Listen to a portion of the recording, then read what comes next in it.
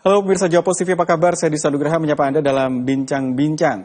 Untuk Anda pemirsa yang mungkin menjadi orang tua siswa atau wali murid yang saat ini di tahun ajaran ini akan alih jenjang dari TK masuk ke SD, SD masuk ke SMP atau SMP masuk ke SMA, tentu di momen-momen bulan-bulan ini adalah momen di mana Anda harus mempersiapkan segala sesuatunya, berkas-berkasnya untuk bisa mendapatkan sekolah yang terbaik untuk anak-anak Anda. Termasuk juga yang mungkin sedang mencari sekolah-sekolah negeri, di mana memang proses pendaftarannya untuk jenjang SD, SMP, dan SMA memang sedang dibuka. Termasuk di Surabaya, mulai hari Senin kemarin proses pendaftaran untuk masuk ke SMP negeri di Surabaya melalui SPMB memang sudah dibuka.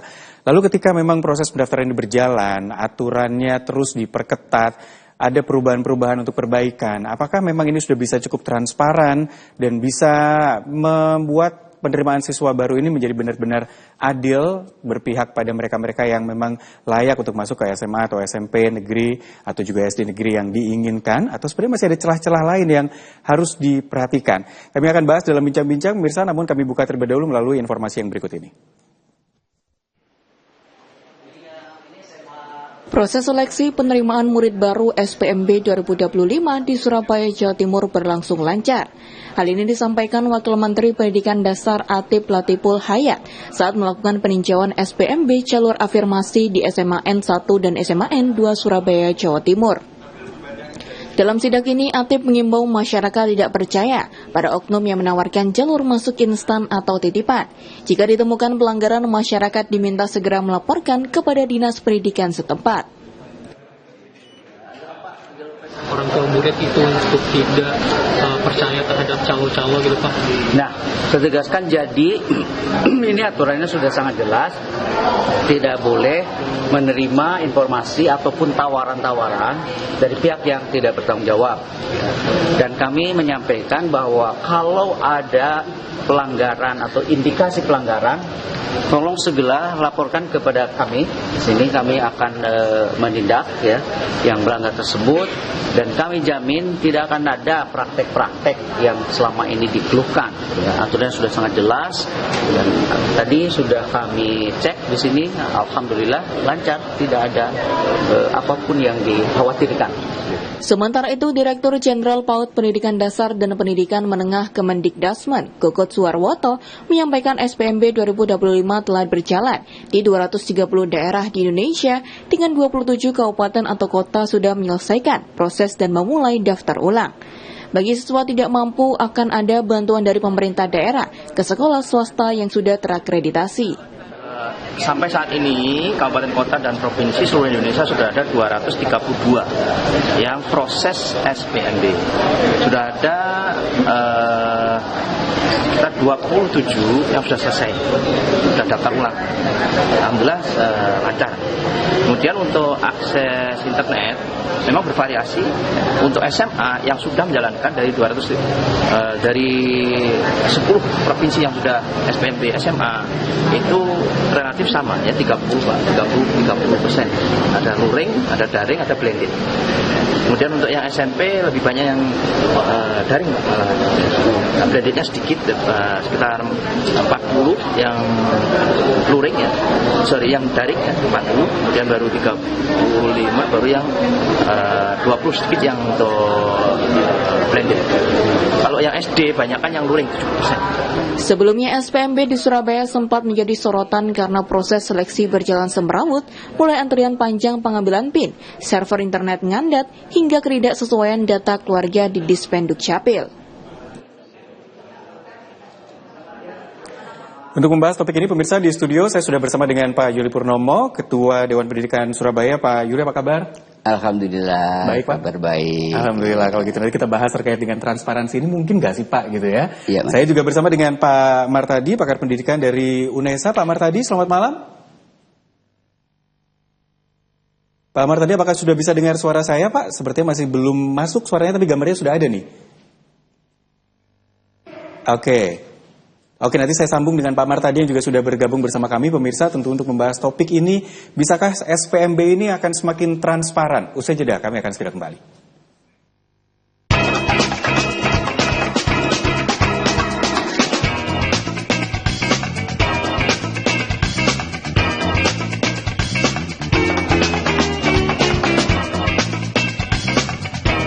pemirsa, proses untuk masuk ke sekolah negeri memang harus jelas gitu ya, dan ini memang ada beberapa jalur yang sudah disiapkan, ada 4 jalur dan ini mungkin menjadi salah satunya yang sedang Anda ikuti prosesnya pemirsa. Dan kalau bicara tentang SPMB di tahun ini memang namanya berganti baru SPMB, tapi sebenarnya dari proses perjalanan yang ada yang diharapkan oleh masyarakat tentunya adalah perbaikan. Saya ke Pak Martadi terlebih dahulu. Pak Martadi, kalau bicara tentang proses perubahan ini, apa yang mungkin Pak Martadi perhatikan? Adakah sisi yang memang perubahan yang memang cukup diharapkan akan bisa memberikan sisi kebaikan di sana, Pak Martadi? Ya, jadi kalau kita melihat di SPMB tahun 2025, pastikan kita akan merujuk pada Permendikbudmen nomor 3 tahun 2025. Di situ mengatur tentang bagaimana sistem penerimaan siswa baru. Dan di tahun ini kalau kita bandingkan dengan sistem penerimaan siswa baru pada tahun-tahun sebelumnya, memang ada beberapa istilah yang sifatnya hanya ganti nama, misalnya dari PPDB menjadi SPMB, kemudian dari zonasi menjadi domisili, itu diksi-diksi yang berbeda. Tetapi secara umum sesungguhnya sama ya. Kalau kita lihat dari sisi 4 jalur yang harus dilakukan, mulai jalur zonasi atau domisili, kemudian jalur afirmasi, kemudian jalur mutasi, kemudian jalur prestasi, sesungguhnya kan relatif sama. Ya. Kemudian yang kedua, dari sisi prosentase, kuota masing-masing jalur tahun ini memang ada sedikit perubahan, terutama di jalur zonasi ya, yang sebelumnya dipatok menjadi 50%, sekarang agak lebih longgar. Pemerintah daerah boleh mengatur antara 40, minimal 40 gitu ya, minimal 40. Artinya boleh lebih dari itu, sehingga pemerintah daerah bisa mengatur, menyesuaikan kuota persentase itu sesuai dengan masing-masing daerahnya. Ini saya pikir menjadi ruang yang diberikan oleh pemerintah pusat kepada daerah untuk menggunakan kewenangan yang diberikan. Meskipun sekali lagi pemberian ruang itu belum cukup signifikan, sehingga di tahun ini beberapa kendala masih muncul, kasus-kasus yang sama di antara tahun-tahun sebelumnya. Misalnya kita temui mereka yang masih antri ya, cukup lama ya, mestinya untuk mengambil PIN. Kemudian juga ada beberapa anak yang tetap saja dia tidak bisa masuk karena jarak rumah yang terlalu jauh dan sebagainya. Ini saya pikir tidak bisa hanya diselesaikan dengan mengganti nama, tidak bisa diselesaikan hanya dengan mengatur kuota prosentase saja, tetapi harus ada perubahan secara mendasar, karena apapun tampaknya jumlah sekolah negeri memang tidak cukup untuk daerah-daerah tertentu, sehingga sampai kapanpun ya tetap akan berulang kasus-kasus yang sama. Maka menjadi penting di dalam sistem SPMB di tahun 2025 ini, pemerintah bukan hanya mengatur sistem SPMB untuk sekolah negeri saja, tapi perlu dipikirkan bagaimana pelibatan sekolah swasta agar dia menjadi bagian dari sistem SPMB di tahun 2025. Sehingga kasus-kasus anak yang tidak diterima di sekolah negeri, mereka bisa mendapatkan layanan pendidikan yang relatif bagus di sekolah swasta, dan tetap saja yang diinginkan orang tua apa? Mereka tidak berbayar. Dan saya pikir ini sangat memungkinkan, karena sudah ada keputusan MK yang mengatakan bahwa pendidikan dasar dan menengah baik swasta maupun negeri itu tidak ada pembedaan dan itu harus ditanggung oleh negara. Saya pikir ini adalah satu ruang yang bagus dari MK, tinggal bagaimana kemudian itu bisa diterjemahkan dan dikaitkan dengan sistem SPMB di tahun 2025, sehingga lebih objektif, lebih berkeadilan, lebih transparan, dan tentu anak-anak lebih mendapatkan akses yang lebih luas untuk mendapatkan layanan pendidikan yang bermutu. Saya kira itu sebagai pengantar. Ya, itu menjadi satu momentum juga ya keputusan MK ya. Tapi kalau Pak Juli melihat dari proses yang memang sudah berjalan, SMA, SD sudah berjalan, SMP sekarang sudah berjalan, apa yang ditemukan di lapangan Pak? Adakah kendala-kendala di sana? Kalau Pak Wamen meninjau di Surabaya, bagus-bagus aja katanya. Ya. Mungkin Pak Juli ada informasi lain. Iya, jadi gini Mas Dita, memang untuk proses penerimaan murid baru ini memang ada beberapa perubahan yang tidak signifikan sebetulnya, hanya beda di redaksi saja. Yang tadinya PPDB berupa dari seleksi penerimaan murid baru SPMB.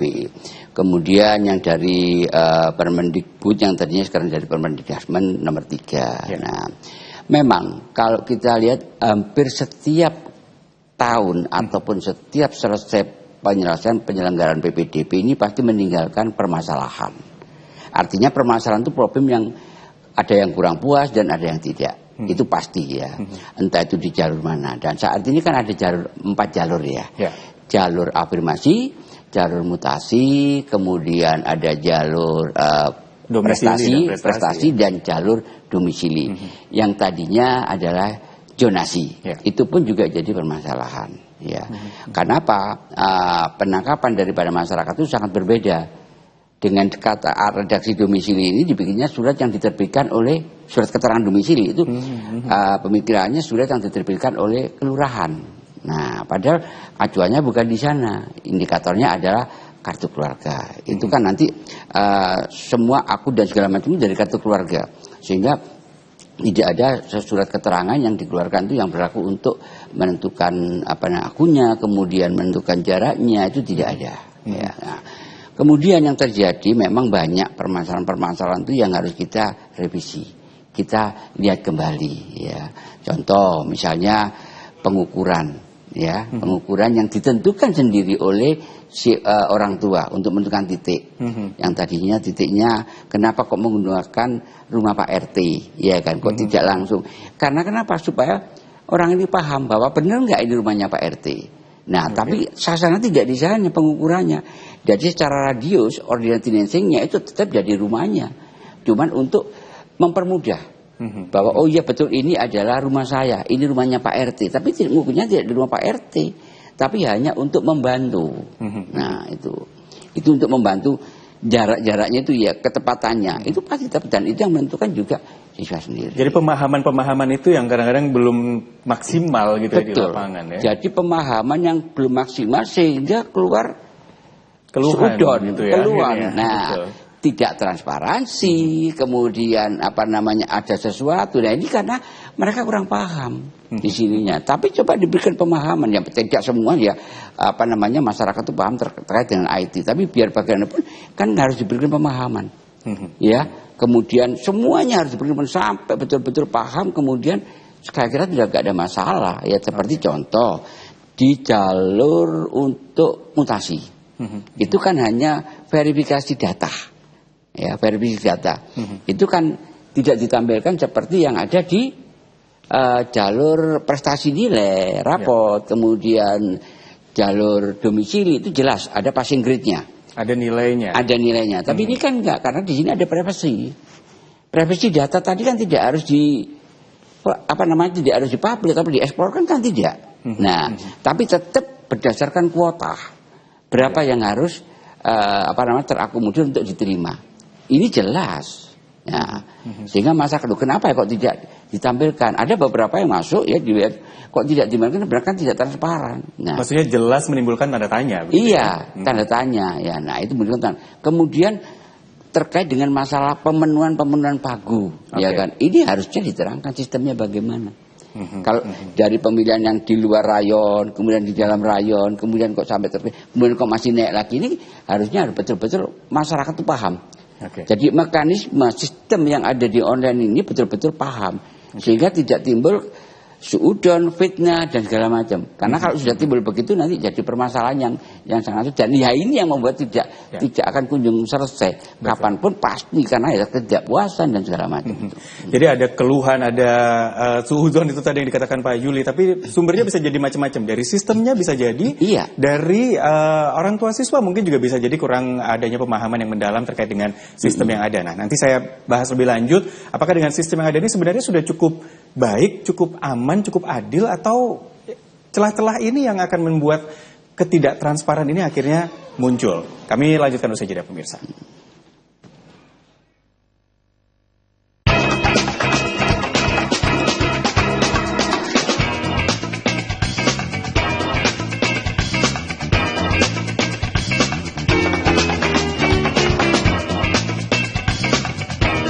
pelaksanaan SPMB tentu ada aturannya, ada sistemnya yang harus dijalankan, ada juga pemahaman dari orang tua siswa yang juga harus mengetahui bagaimana proses ini berjalan. Karena memang ada 4 jalur, dan setiap jalur ini pun juga memiliki detail masing-masing gitu ya. Jadi jalur apa yang akan Anda ikuti di sana, dan apakah ketika satu jalur tidak berhasil bisa mengikuti jalur yang lain. Tapi tadi dijelaskan sedikit secara general oleh Pak Juli bahwa memang butuh pemahaman, tapi dari sistemnya juga mungkin juga harus ada transparansi yang cukup jelas. Saya ke Pak Martadi terlebih dahulu. Pak Martadi, kalau tadi merespon dari penjelasan Pak Juli, kalau Pak Martadi melihat keluhan yang muncul, kendala yang muncul, ini lebih ke sistemnya yang memang belum berjalan dengan baik atau pemahamannya nih Pak? Ada 3 aspek ya, kalau kita lihat keluhan-keluhan yang muncul selama ini. Pertama adalah terkait pemahaman. Ya, ada beberapa masyarakat yang memang ketika dinamika perubahan kebijakan itu cukup tinggi, kemudian waktu sosialisasi yang begitu terbatas sehingga masyarakat menangkapnya tidak utuh, ya, sehingga beberapa masyarakat memang masih relatif kebingungan. Apalagi kan hampir setiap tahun di sistem SPMB selalu ada perubahan meskipun kecil. Yang pertama. Yang kedua dari aspek teknis ya. Aspek teknis, misalnya ada komputer yang ada, kemudian jumlah sekolah, lokus untuk pengambilan PIN yang terbatas sehingga semua orang kemudian menuju pada titik yang terbatas itu sehingga terjadi antrean yang panjang. Ini kan soal teknis ya, teknis dan supporting. Tetapi yang juga tidak kalah penting sesungguhnya adalah problem dari substansi sistem zonasi atau SPMB itu sendiri. Karena apa? Problemnya kan selama ini orang tua berkeinginan sekolah di sekolah negeri.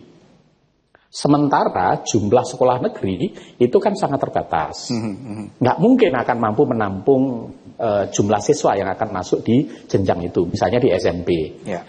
Tetapi karena keterbatasan sehingga ada beberapa anak yang kemudian tidak mampu mendapatkan akses karena letak rumah yang terlalu jauh, nggak mungkin terjangkau, prestasinya yang terbatas dan sebagainya. Sehingga anak-anak ini kemudian tidak terfasilitasi dengan baik. Maka tidak ada pilihan lain. Anak-anak ini kan harus, jangankan mimpi, mereka itu kan nggak mungkin daftar zonasi, nggak akan mungkin diterima karena memang lokasinya jauh, apalagi kalau kemudian daerah-daerah yang memang blank spot ya, tidak terjangkau di sekolah tertentu karena radius yang diterima hanya 500, sementara dia bisa sampai 3 kilo sampai 4 kilo. Ini kan daerah-daerah yang sulit.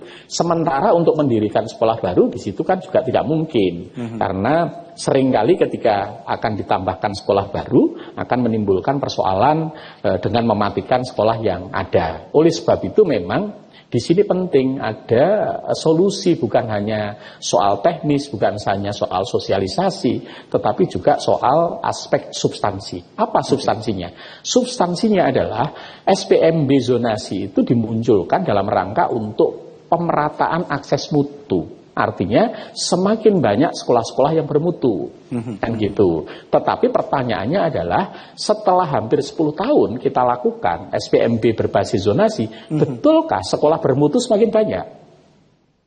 Atau hanya itu-itu saja? Ya, tetap saja jumlahnya sama. Atau sebaliknya, semakin banyak sekolah yang tidak bermutu tetapi merata. Ini yang harus dipikirkan. Sehingga menurut saya kalau memang ternyata tidak, berarti kita harus melihat kembali.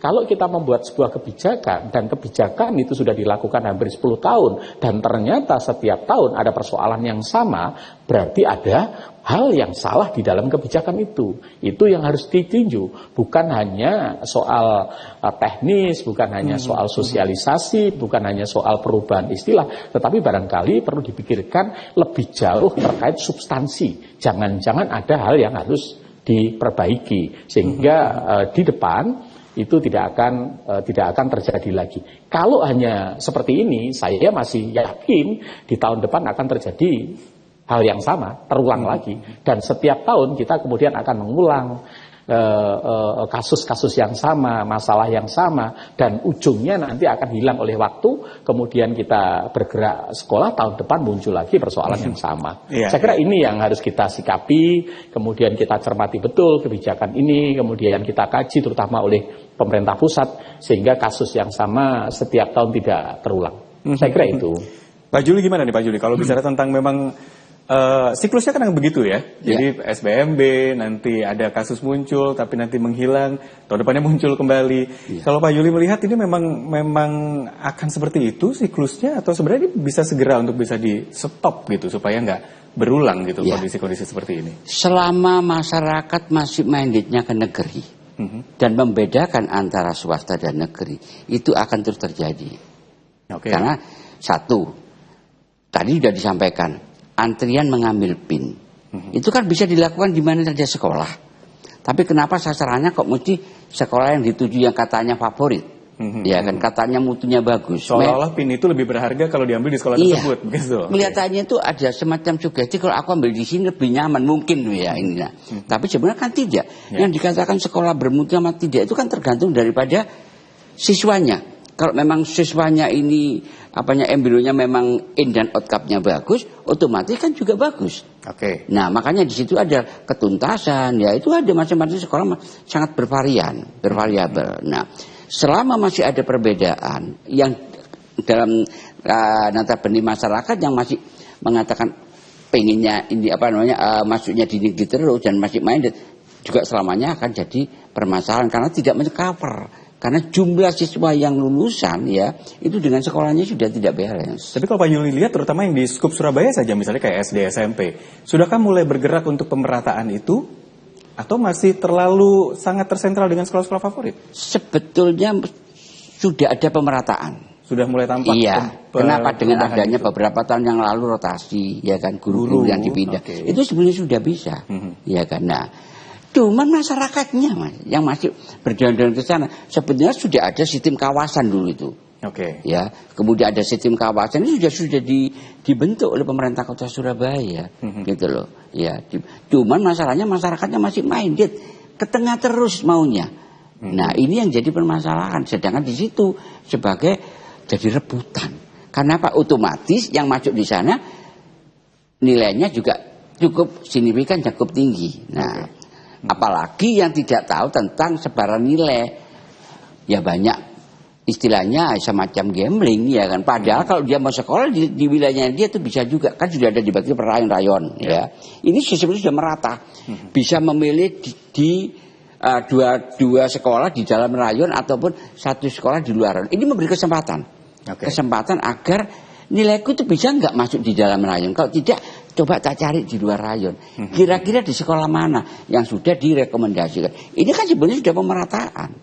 Iya kan? Sehingga sudah ada semacam kalau nilai sekian tuh posisinya ada di sekian, ya sudah ada sistem, ya bukan konotasi tapi sudah kelompok-kelompok yang betul-betul sama-sama mempunyai kompetensi atau mutu atau tingkat intelijensinya sama gitu. Nah itu. Jadi sebenarnya masyarakat juga harus bisa mulai meninggalkan mindset bahwa ada sekolah-sekolah favorit karena guru juga sudah dirotasi, fasilitas juga sudah semakin disamakan satu sekolah dengan yang lain begitu ya Pak ya. Karena pada kenyataannya termasuk di Surabaya pun sekolah-sekolah yang mungkin dianggap bagus, dianggap menjadi sekolah favorit kebanyakan ada di pusat kota begitu ya. Nah, ini yang akhirnya membuat celah ada munculnya calo atau cara-cara di luar yang seharusnya sehingga ini yang berusaha untuk selalu ditutup. Apakah mungkin ini ditutup atau masih ada celah terus karena transparansinya nggak bisa dicapai? Bisa saja kami lanjutkan pemirsa.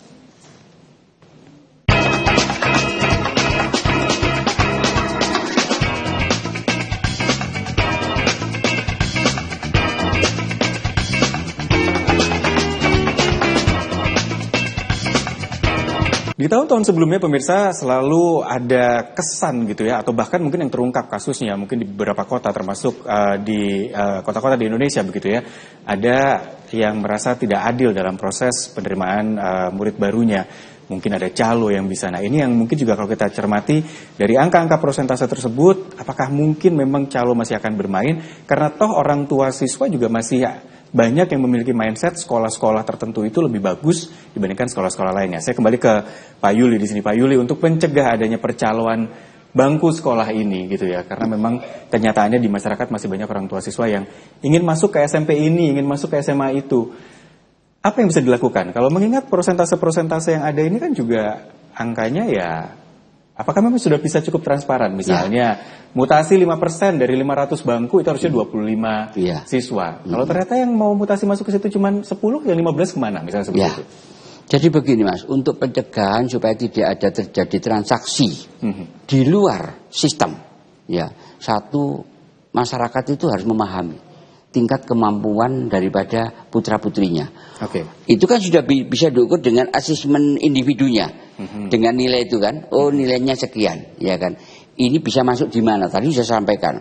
Ini masuk kelompok di sekolah mana? Kan sudah ada kesempatan. Ini sudah pemerataan sebetulnya. Sudah mengelompokkan.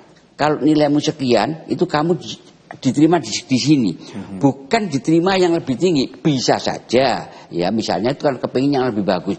Tapi kan dengan upaya yang cukup mengejar teman-temannya yang tadinya dengan mayoritas nilainya lebih tinggi. Nah ini satu. Yang kedua juga melalui jalur-jalur yang sudah ditentukan dan jelas, itu transparansi jelas. Di sini ada prosentase. Prosentase misalnya afirmasi sekian, ya. Kemudian jalur prestasi sekian, dan masih ada ini semua nanti jumlahnya jadi 100%. Dari 40 ya domisili, kemudian ada lagi dipecah lagi jadi domisili 1, domisili 2, ya kan, supaya ini asas keadilan ada. Jangan sampai putus itu karena masih ada jalur-jalur lain gitu. Ini masih ada kuota, ikuti. Nah, dan di sini perlu ada betul-betul mencermati salah sesama. Misalnya kalau rumahnya terlalu jauh, ya kan, dan sangat-sangat impossible kalau dijauh karena tidak memenuhi dengan kuota tadi, ya dikejar melalui jalur prestasi tadi. Prestasi kan banyak, ada prestasi lomba, kemudian ada yang non akademis. Nah itu yang mana yang harus dilakukan. Nah kemudian termasuk dengan skor, ya skor untuk sertifikat ini juga harus diperhatikan, ya. Karena sekarang itu sudah banyak Mas, yang saya temukan tuh, wah luar biasa sertifikatnya internasional, tapi kenyataannya apakah sudah sesuai? Sertifikat ini diterbitkan secara internasional. Nah itu kan ada proses. Karena semua masyarakat itu pengennya bisa masuk sekolah yang tadi, wis ya apa caranya itu. Nah ini yang harus kita sadarkan bahwa kemampuan anakmu sekian. Ya ini yang harus supaya tidak ketinggalan nanti di yang lebih tingginya lagi. Jadi disesuaikan gitu. Iya, kalau Pak Mar tadi melihat, Pak Mar tadi menyoroti terkait dengan transparansi yang ada ini, terlepas memang sistemnya harus berjalan seperti ini Pak, sudah berjalan di tahun ini, harapan warga tentu adalah transparansi dengan prosentase yang ada, dengan pagu yang ada. Apakah transparansi ini bisa didapatkan oleh masyarakat? Iya, harusnya bisa. Ya, karena kan hak masyarakat untuk mendapatkan transparansi atas seleksi PPDB, SPMB, karena itu adalah prinsip dasar yang harus dipenuhi ketika SPMB itu diberlakukan. Ya, transparansi, berkeadilan, kemudian objektif dan sebagainya, itu kan kaidah-kaidah dasar yang harus dipenuhi. Lalu kemudian saya yakin sebenarnya ada upaya-upaya yang telah dilakukan untuk membangun transparansi itu. Misalnya sekarang menggunakan PPDB berbasis komputer online. Ini sebenarnya kan dalam rangka untuk membangun transparansi. Tinggal memang kita harus pantau bersama ketika sistem itu sudah disepakati, kemudian sudah dibangun dan disosialisasikan, maka itu menjadi kesepakatan bersama. Maka kita harus kawal agar implementasi SPMB yang berbasis komputer itu semua berjalan seperti yang sudah disampaikan. Kalau kemudian ada peluang-peluang, itu ya kita semua harus ikut mengawasi, termasuk Mas Yudi. Saya pikir ini kan cukup berperan di Dewan Pendidikan untuk menjadi mitra pemerintah kota dalam rangka memastikan bahwa sistem yang sudah disepakati itu dijalankan dengan baik, sehingga rasa keadilan masyarakat, rasa transparansi kepada masyarakat semua bisa dibangun. Kemudian kalau ada aduan harus diberikan kanal, misalnya ada aduan tindak kecurangan, potensi pemanfaatan oleh oknum-oknum yang tidak bertanggung jawab, semuanya harus diberikan ruang kanal untuk mengadu. Dengan demikian maka kekhawatiran kita semua, kemudian kecurigaan bahwa SPMB belum transparan, belum berkeadilan, itu semua bisa kita tepis. Sesungguhnya pemerintah daerah, baik itu provinsi maupun kota, sudah berupaya sebaik mungkin untuk itu. Kalau toh kemudian di lapangan masih ada beberapa kendala, saya pikir iyalah pasti ketika ada peluang, ada kesempatan, disitulah kemudian orang memanfaatkan kesempatan itu untuk mendapatkan keuntungan pribadi gitu ya, atau keuntungan untuk anaknya dan sebagainya. Tapi saya yakin upaya itu sudah ada, tinggal kita pastikan bersama, kita awasi bersama, semoga tidak ada lagi tindak-tindak kecurangan yang di luar dari sistem yang sudah dibangun. Apalagi Mas Wamen juga berkali-kali menyampaikan itu, tidak boleh ada kecurangan, tidak boleh ada orang yang memanfaatkan ya cara-cara yang tidak bagus ya dalam rangka untuk mencarikan sekolah untuk anaknya. Toh kita harus sadar bahwa anak bersekolah itu dalam rangka untuk menjadi insan yang mulia, untuk menuju sebuah kebaikan. Saya pikir sebuah kebaikan harus dibangun melalui cara-cara yang baik, harus diawali dengan cara-cara yang baik. Saya yakin itu yang harus dibangun kepada masyarakat kita, diingatkan kepada semua pihak bahwa tidak ada kok sebuah kebaikan itu diawali dengan cara yang tidak baik.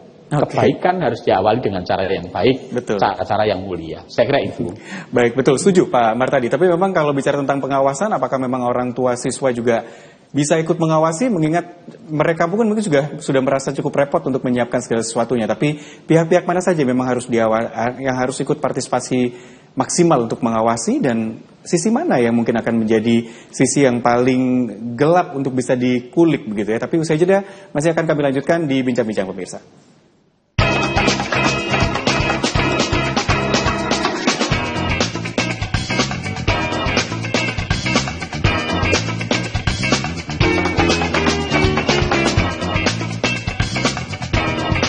Sebagus apapun sistem yang dijalankan, termasuk juga dalam proses untuk penerimaan murid baru, pemirsa, biasanya memang tetap ada celah saja, biasanya tetap selalu ada cara yang bisa digunakan untuk masuk secara ilegal dalam tanda kutip. Termasuk kalau tadi diingatkan Pak Martadi, padahal kalau ini bicara tentang pendidikan, harusnya bisa mencontohkan pada anak-anaknya dengan cara-cara yang mulia. Fungsi pengawasan memang cukup penting, digitalisasi juga sudah dilakukan. Tapi apakah celah ini sudah cukup aman? Saya kembali ke Pak Yuli sebagai Ketua Dewan Pendidikan di Surabaya. Pak Yuli, memang ya ada proses digitalisasi di sana, gitu ya. Lalu orang tua juga tentu berupaya besar untuk juga ikut mengawasi, gitu. Pengawasan ini akan sampai sejauh mana begitu Pak? Dan apakah memang masih ada ruang-ruang gelap yang susah untuk diawasi di sana sebenarnya? Jadi sebetulnya pengawalan nih kan, itu tidak hanya sebatas dari yang terkait, tapi masyarakat pun juga harus mengawal. Ya kan, di mana? Apakah ada temuan kecurangan? Ya, apakah ada yang menyimpang dari sistem? Nah, kalau memang itu ada, ya monggo ditindaklanjuti, dilaporkan, asal dengan data yang valid, yang akurat. Kalau selama masih melalui online, ya, by system, yang daftar juga dia sendiri, yang mengambil PIN juga dia sendiri, ya kan, yang memilih sekolah dia sendiri, di mana sekarang kecurangannya? Wong dia sendiri. Kecuali kalau dia daftar sekolah ataupun daftar melalui seleksi penerimaan murid baru ini di luar sistem. Artinya ya di luar sudah secara manual. Nah, itu baru namanya curang, dan itu kalau memang ketahuan itu nggak bisa, karena di sini udah sistem. Kan nggak mungkin masuk nama peserta ini berkompetitor dalam 4 jalur ini, iya kan? Nah, ini yang namanya curang. Ya ini ya, kalau memang ada temuan begini sangat fatal ini, ya kan? Karena kenapa? Setiap tahun Mas kita ini ITS bersama yang lainnya itu sudah ada perbaikan sistem, ya. Sudah ada perbaikan sistem, di mana letak celahnya, di mana. Ini sudah perbaikan, sehingga untuk hal-hal yang kurang transparan dan kurang kecurangan itu sangat nggak bisa lah ya, karena yang banyak yang kita ketahui yang itu hanya Pak kesini izin karena salah klik, salah pilih, karena kenapa? Keburu-buru, karena ketidaktahuan. Mestinya bisa diterima di SMA yang lebih bagus, ini di sini. Bisa enggak Pak ya? Saya cabut berkas. Mulai kapan sudah ada cabut berkas lagi, ya kan? Kan ini sudah sistem, nggak bisa. Jadi inilah kekurang pahaman, dan masih mencoba-coba dan merasa bahwa nilai anakku ini di atas. Nah, padahal di situ udah ada sebaran nilai. Sekian persen ataupun jumlahnya sekian, yang up dan yang middle sekian, yang down sekian. Jelas semua itu, Mas. Harusnya bisa dipelajari dulu oleh orang tua siswa. Iya. Gitu. Saya ke Pak Martadi. Pak Martadi, memang kalau secara penjelasan Pak Juli tadi, kalau memang menggunakan sistem atau mengikuti alur sistem yang ada, rasanya kecurangan sudah tidak mungkin. Kecuali memang ada yang masuk secara manual di luar sistem. Dan itu sebenarnya bisa sangat mungkin untuk disuarakan ketika memang ditemukan. Dan sanksi sebenarnya juga cukup tegas dari pemerintah. Kalau menurut Pak Martadi, dari kasus-kasus yang ada, teguran untuk kepala sekolah yang mungkin ketahuan ada penyelewengan di sana, ini sebenarnya sudah cukup bisa membuat mereka jangan main-main dengan sistem ini, atau masih membuat mereka cukup aman untuk memainkan sistem justru? Ya, selama ini kan sistem yang dilakukan di provinsi maupun sekolah itu kan terpusat ya. Artinya untuk jalur SMK ya dilakukan dari Dinas Pendidikan Provinsi. Untuk SMP ya ada di Dinas Pendidikan Kota gitu ya. Artinya terpusat. Sehingga kepala sekolah sesungguhnya adalah sangat kecil peluangnya dia untuk memainkan sistem. Karena dia tidak punya ruang untuk itu. Yang kedua, semua pendaftaran masing-masing jalur semuanya akan terikot dan diunggah di sistem, ya kan? Sehingga setiap orang bisa tahu kriteria, kemudian bobot, skor nilainya, sebagainya itu harus tahu.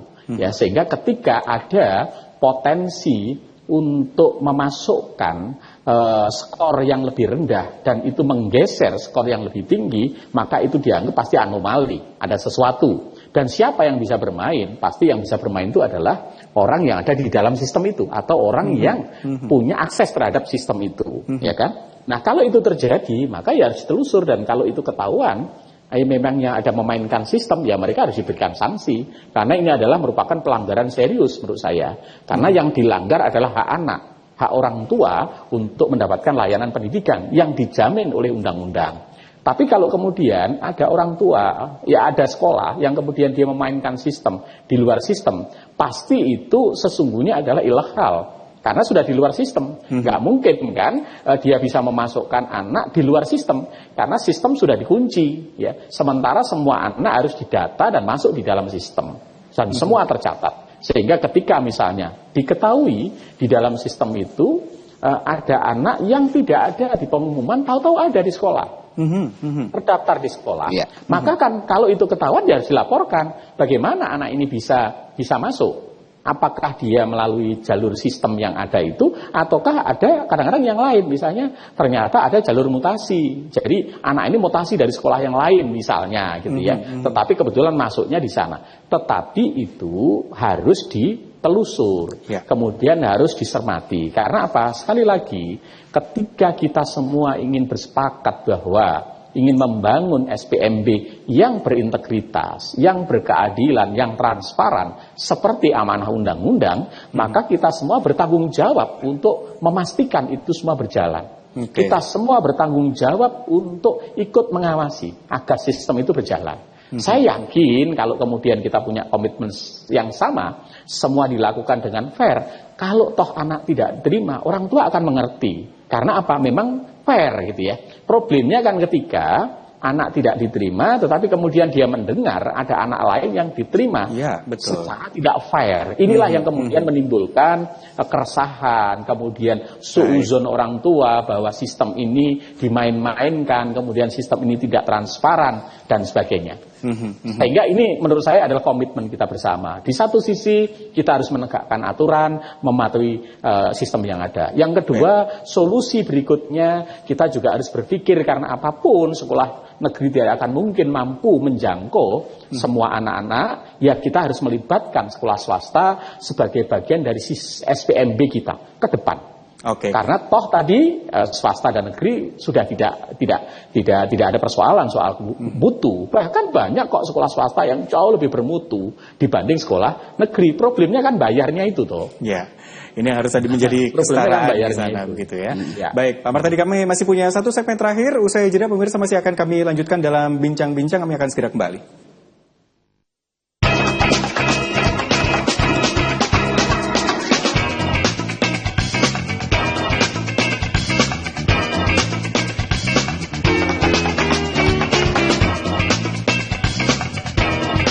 Ya, SPMB yang transparan dan ini harus juga untuk keadilan bagi siswa yang memang sudah mendaftarkan sesuai dengan alur yang ada, terlepas memang terima atau tidak diterima. Kalau memang sesuai dengan alur yang ada, tentu orang tua pun juga bisa menerima. Tapi kalau ada sesuatu yang tidak semestinya, nah ini yang kadang-kadang membuat gejolak itu akhirnya muncul. Saya berada di segmen terakhir, Pak Juli mungkin bisa melihat apa yang akan diawasi di sini dalam proses yang ada supaya ini benar-benar transparan dan menjadi SPMB yang paling sukses mungkin di antara sepanjang proses penerimaan dari tahun-tahun yang sebelumnya. Ya. Apa yang menjadi kunci sebenarnya, Pak? Jadi kata kuncinya adalah meminimalis permasalahan yang ada. Karena kenapa tadi pada awal pasti permasalahan itu muncul. Ya. Jadi meminimalis, karena ini tidak akan selesai selama masih ada perbedaan antara masyarakat itu membedakan antara swasta dan negeri, kemudian ketidakpuasan, ya itu ya, kemudian ketidakpahaman. Nah, kalau ini semua sudah berjalan lancar, insya Allah akan minimal. Tapi tetap ketidakpuasan itu pasti ada. Contoh ya Mas ya, dan di sini ada beberapa celah, ya, karena bukan masalah kecurangan loh ya ini, tapi ini betul-betul prosedur.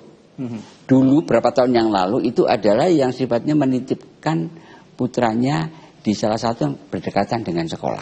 Ya. Karena udah enggak kan dengan masalah tahun dan segala. Itu tujuannya bagus orang tua karena ingin masuk di sekolah yang betul-betul mempunyai siswa itu yang betul-betul tingkat intelijensinya sudah bagus-bagus, baik-baik. Nah itu. Nah kemudian ke depannya kita tetap akan selalu mengawasi dan mengevaluasi, ya, bagaimana kekurangannya, perbaikan-perbaikan terkait dengan masalah sistem, juga masalah terkait dengan terutama pada pelayanan dan sosialisasi. Ini yang lebih krusial. Kalau sistemnya itu kan, ya bisa diperbaiki kekurangannya apa, mungkin di human errornya atau di apanya bisa kan, mungkin di masalah doktrinnya, ya itu. Nah, tapi tetap sosialisasi, kemudian juga pengertian terhadap masyarakat itu yang harus lebih diintensifkan. Karena saat ini sudah banyak beberapa posko, bahkan seluruh sekolah, kalau nggak salah kurang lebih 1.000 lebih Mas, posko yang untuk menerangkan. Tapi tetap hasilnya ketidakpuasan itu ada.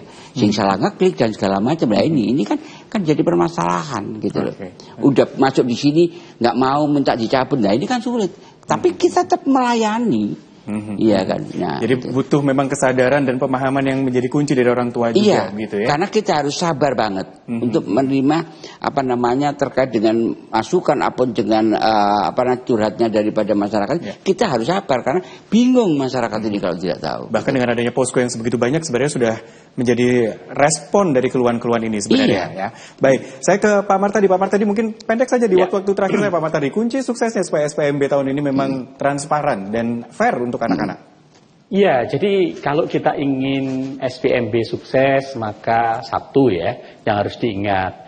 SPMB ini adalah sudah ada aturan yang jelas, regulasinya sudah clear, diatur dalam Permendikdasmen nomor 3 tahun 2025. Kalau itu dijalankan secara taat, secara konsisten, diawasi bersama, maka saya yakin masyarakat akan mendapatkan rasa keadilan, rasa kepuasan, apapun hasilnya anak diterima atau tidak di sistem SPMB itu.